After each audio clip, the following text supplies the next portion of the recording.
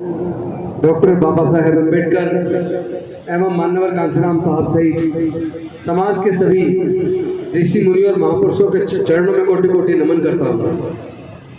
मंच पे आसीन मेरे साथी विधायक मुकेश अहलावत जी,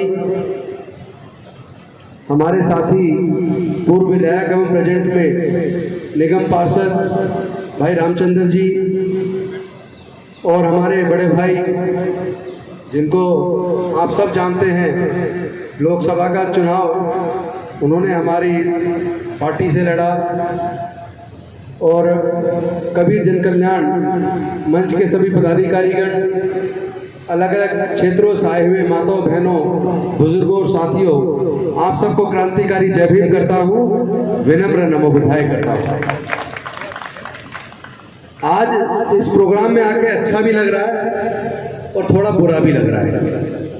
अच्छा तो इसलिए लग रहा है कि हमारे समाज के वो बुजुर्ग जो रिटायर होने के बाद भी अपनी समाज के प्रति जिम्मेदारी समझ रहे हैं, लगातार समाज को जोड़ने का प्रयास कर रहे हैं, उनके प्रयास को देखकर बहुत अच्छा लग रहा है।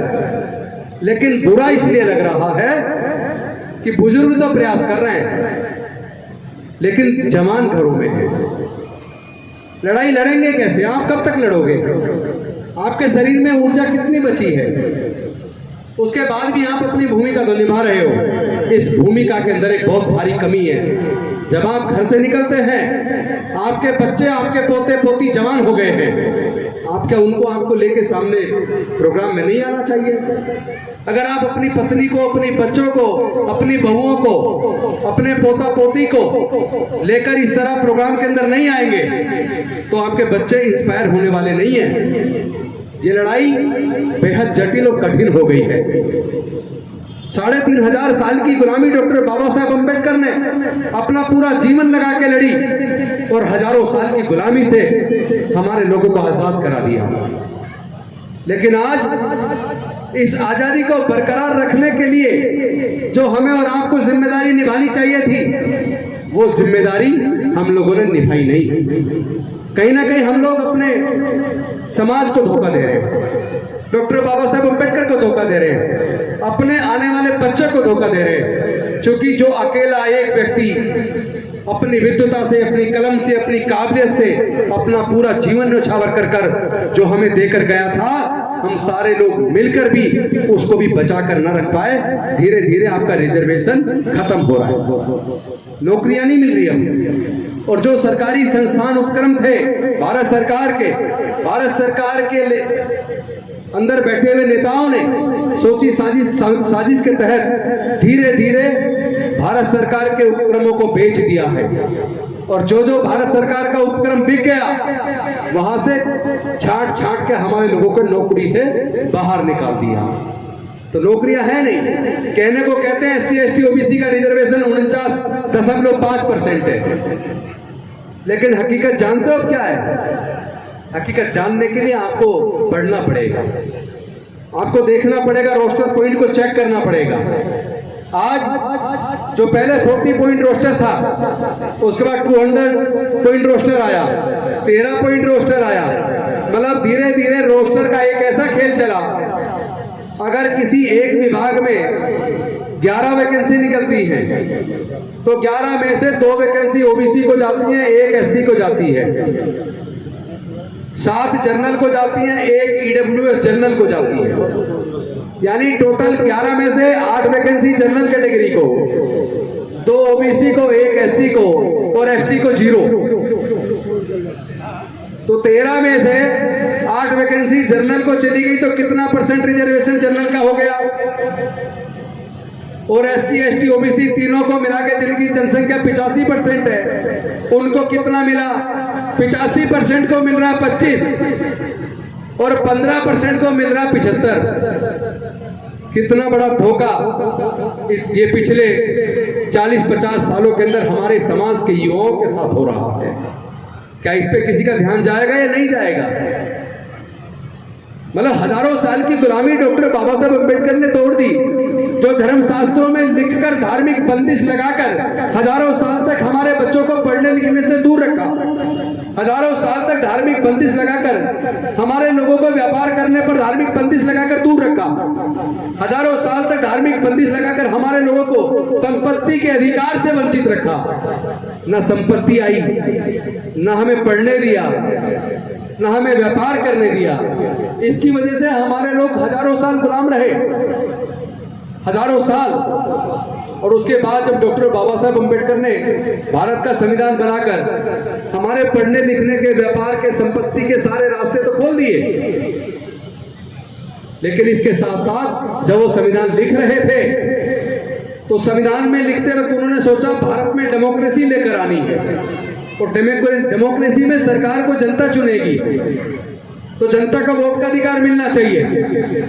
जब संविधान सभा के बीच में इस मुद्दे पर बहस शुरू हुई कि वोट का अधिकार किसको मिलना चाहिए, तो ज्यादातर संविधान सभा के सदस्य इस फेवर में थे कि वोट का अधिकार जो बड़े पूंजीपति इनकम टैक्स पे करते हैं केवल उनको मिलना चाहिए।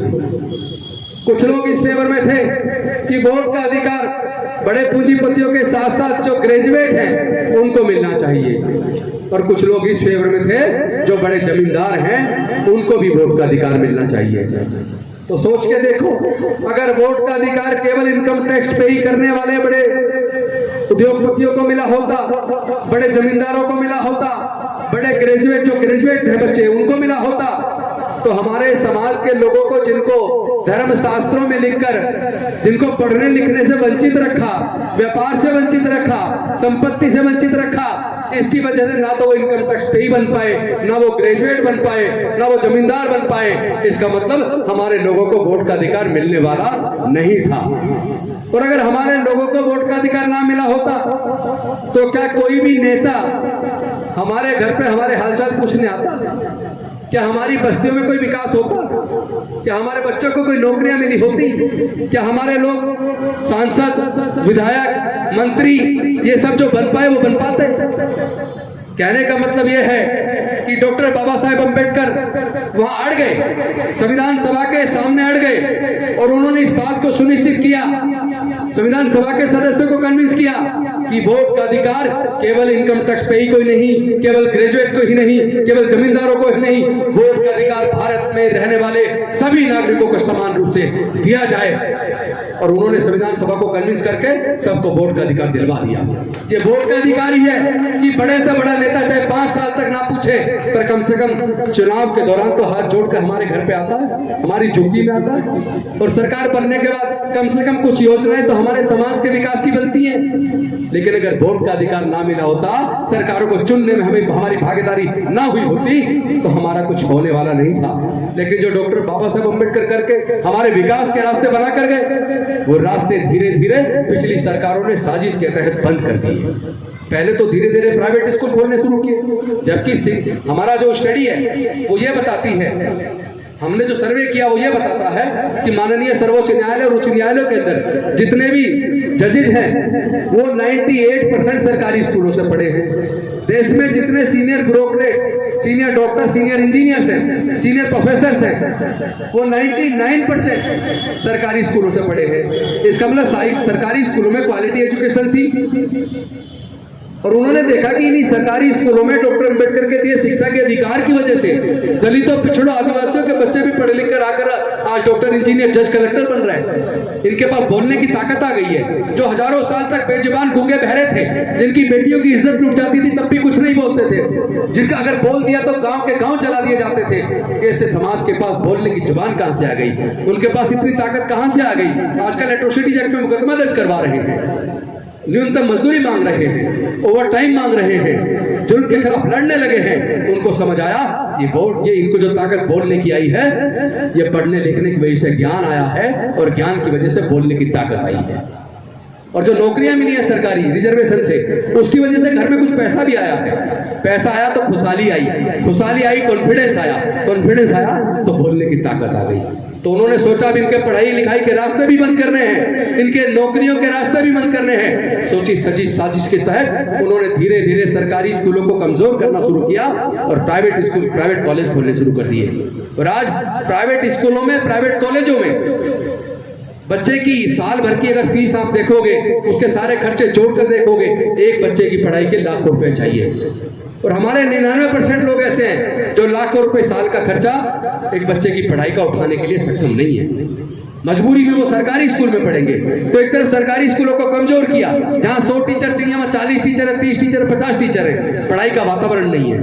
और साथ में नो डिटेंशन पॉलिसी बनाई, किसी भी बच्चे को ऐसे ही पास कर दो, फेल मत करो, पहली से 8वीं तक ऐसे ही पास, 9वीं में एग्जाम लो, सिखाया उसे कुछ है नहीं, पढ़ाया उसे कुछ है नहीं, पेपर में वो फेल हो जाता है, तो कानून बना दिया जो 9वीं में फेल हो जाए उसे स्कूल से निकाल दो।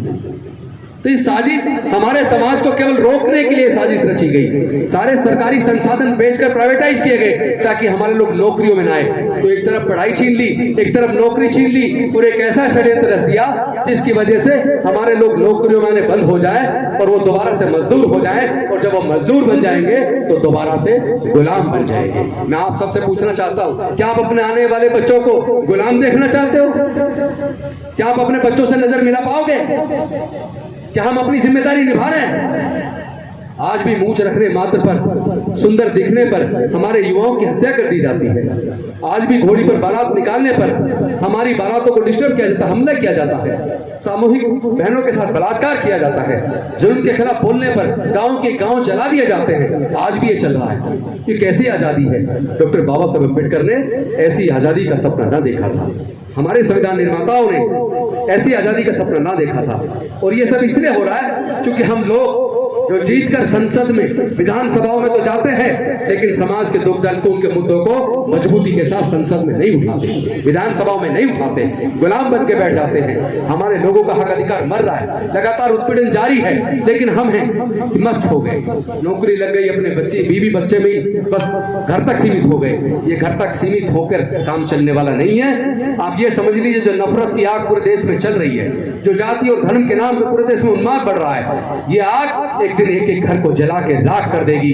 जो लोग सोच रहे हैं अपने घर में सुरक्षित हैं, ये तो पड़ोसी का घर जलाए उसे पता भी नहीं चलेगा कब मैं पड़ोसी की घर की आग आपके घर को भी जलाकर राख कर देगी। हमें अपने समाज को बचाना है, अपने समाज के बच्चों के भविष्य को बचाना है, अपने हक और अधिकार की लड़ाई को एकजुट होकर लड़ना है। लेकिन इस लड़ाई में अगर कोई बाधा है तो सबसे बड़ी बाधा ये है कि वो जो शोषणकारी लोग हैं, जिन्होंने जातियों को बनाया, जाति बनाने की वजह से वो तो फायदे में रहे, लेकिन जिनको छोटी छोटी हजारों जातियों में बांट दिया, उनको इतना तोड़ दिया, वो लोग एकजुट ना हो पाए। आज हम लोग, कोई लिख रहा है द ग्रेट चमार, कोई लिख रहा है द ग्रेट वाल्मीकि। इसका मतलब हम लोग उसी अपने जाति को महान बताकर इसी जाति व्यवस्था को मजबूत करने का काम कर रहे हैं, जो जाति व्यवस्था हमारे लोगों को गुलाम बना रही है, कमजोर बना रही है, आपस में तोड़ रही है, टुकड़े टुकड़े में बांट रही है। हम इस लड़ाई को एकजुट होकर तो लड़ सकते हैं, लेकिन जातियों में बटे रहेंगे तो जीत नहीं पाएंगे। जब तक जातियां रहेंगी तब तक जातिगत उत्पीड़न रहेगा, और जब तक हम अपने अपनी जातियों को मजबूत करते रहेंगे तब तक हम जातिगत उत्पीड़न का शिकार होते रहेंगे। हमें इस लड़ाई को एकजुट होकर लड़ना पड़ेगा। बाबा साहब अम्बेडकर इस बात को अच्छे से समझ गए थे, इसलिए उन्होंने कहा था, जिस तरह अनेकों नदियां जाकर समुद्र में गिरने के बाद वो अपनी पहचान खो देती है, समुद्र कहलाती है, उसी प्रकार हमारे दलित, पिछड़े, आदिवासी सभी लोग मिलकर, चूंकि जाति की वजह से हमारा उत्पीड़न है, हम सब जातियों को छोड़कर अब बुद्ध के धम्म में चलते हैं, जहां सबके लिए समता हो, बंधुत्व हो, न्याय हो, स्वतंत्रता हो, सबके लिए समान रूप से आगे बढ़ने के अवसर हो, जहां हम सब लोग एक मानव की दृष्टि से एक इंसान के रूप में पहचाने जाएं, एक जाति के रूप में ना पहचाने जाएं। लेकिन हम लोग ऐसे निकले जिन्होंने डॉक्टर बाबा साहब अम्बेडकर की बात को न माना। हम ये तो कहते हैं हम अम्बेडकरवादी हैं, हम बाबा साहब अम्बेडकर को मानते हैं, पर सच्चाई ये है हम डॉक्टर बाबा साहब अम्बेडकर की बात को नहीं मानते। अगर हम डॉक्टर बाबा साहब अम्बेडकर की बात को मानते तो हम अपनी जातियों को खत्म करके एक ऐसे समाज का निर्माण करते जहां समता, स्वतंत्रता, बंधुता और न्याय हो, जहां सबके लिए समान अवसर हो, जहां कोई जाति और धर्म के नाम पे दंगा ना हो, जहां आपस में भाईचारा हो। तो मैं तो बार बार हर मंच पे जाके अपने लोगों को यही समझाने का प्रयास कर रहा हूं कि जो बाबा साहब कहते थे उस रास्ते पर चलो। हम जयंतियां मनाते हैं पर सच्ची जयंती नहीं है, ये सच्चा बाबा साहब के प्रति समर्पण नहीं है। हमारे आने वाले बच्चों का भविष्य बर्बादी की तरफ बढ़ रहा है, हम पुनः गुलामी की तरफ बढ़ रहे हैं। अगर हम गुलामी से बचना चाहते हैं, अपने आने वाले बच्चों के भविष्य को सुरक्षित रखना चाहते हैं, तो आओ हम लोग अपनी छोटी छोटी जातियों को छोड़कर एक मजबूत समाज का निर्माण करें और अपने समाज को एकजुट करके अपने बच्चों के लिए आगे बढ़ने के नए रास्ते बनाएं। जब अकेले बाबा साहब अम्बेडकर इतना सब कर गए, हम सब सोच के देखो अगर एकजुट हो जाएं तो ऐसा कौन सा काम है जो हम कर ना सके। तो मैं इन्हीं शब्दों के साथ, जो कि हमारे और साथी भी आए हुए हैं और अभी हमारे साथी अशोक भाई भी आ गए, मैं उनको भी आभार व्यक्त करता हूँ, क्योंकि अब हमें और उनको मिलके पूरे देश के अंदर अपने समाज के हक और अधिकार की लड़ाई को लड़ना है। हमें समर्पण नहीं करना है। हम किसी भी पार्टी में हैं, हम अपने लोगों को एक बात कहना चाहते हैं, आप केवल वोट बैंक मत बनिए। हम कभी कांग्रेस के वोट बैंक बन जाते हैं, कभी बीजेपी के वोट बैंक बन जाते हैं, और हम वोट बैंक बनकर सरकारें तो बनाते हैं, लेकिन सरकारें हमारे हक अधिकार की लड़ाई नहीं लड़ती, हमारे बच्चों के भविष्य के लिए काम नहीं करती, हमारी शिक्षा और स्वास्थ्य के लिए काम नहीं करती। मैं तो साफ कहना चाहता हूं, हमें बार्गेनिंग करना सीखना चाहिए। जो सरकारें हमारे बच्चों के लिए सरकारी खर्चे पर क्वालिटी एजुकेशन सुनिश्चित करेगी, जो सरकारी खर्चे पर हमारे लोगों के इलाज की व्यवस्था करेगी, जो सरकारें हमारे युवाओं के लिए नौकरी का अवसर बनाएगी, जो हमें सम्मान के साथ आगे बढ़ने का हमारा रास्ता बनाएगी, हम ऐसी पार्टियों को वोट देंगे। वरना हम अपने समाज को इतना ताकतवर बना देंगे, ऐसी पार्टियों को हम नीचे लाकर झुकाकर उनको मजबूर कर देंगे कि वो हमारे समाज के लिए रास्ता बनाए, वरना हम लोग अपना रास्ता बनाना जानते हैं।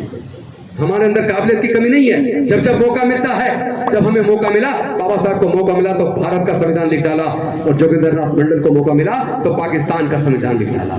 और पिछले 6 सालों के अंदर सिविल सर्विसेज का रिजल्ट देख लीजिए, 2 बार शेड्यूल कास्ट, 2 बार ओबीसी ने टॉप किया है। कोई ये ना कह दे कि इनमें काबिलियत नहीं है, काबिलियत तो हमारे अंदर कूट कूट के भरी है। हम मरे हुए जानवर की खाल उतार कर, उसको गला कर, रंग कर, उससे जूते भी बना देते हैं, उससे बेल्ट भी बना देते हैं, उससे कैप भी बना देते हैं, उससे जैकेट भी बना देते हैं, उससे बैग भी बना देते हैं। हम लोग खेतों के अंदर तमाम तरह का अन्न हम लोग उगाते हैं, सारी सड़कें, रोड, फ्लाईओवर, सबका निर्माण हम करते हैं। पूरे दुनिया का निर्माण करने वाले लोगों को कहा जाता है तुम्हारे अंदर काबिलियत नहीं है। अरे काबिलियत तो हमारे अंदर कूट कूट के भरी है, अवसर तो दो। आपने थोड़ा सा अवसर दिया, हमने अपने आप को साबित किया, और आपने वो सारा अवसर भी छीन लिया। हमसे पढ़ाई फिर से छीन रहे हो, हमसे नौकरियां फिर से छीन रहे हो। लेकिन चिंता न मत करो, हमारे समाज के अंदर वो दम है, हम अपनी जातियों को तोड़कर समाज को जोड़ेंगे और अपने बच्चों के भविष्य का निर्माण अपने दम पर करेंगे। बहुत बहुत धन्यवाद, शुक्रिया। जय भीम, जय भारत, नमो बुद्धाय।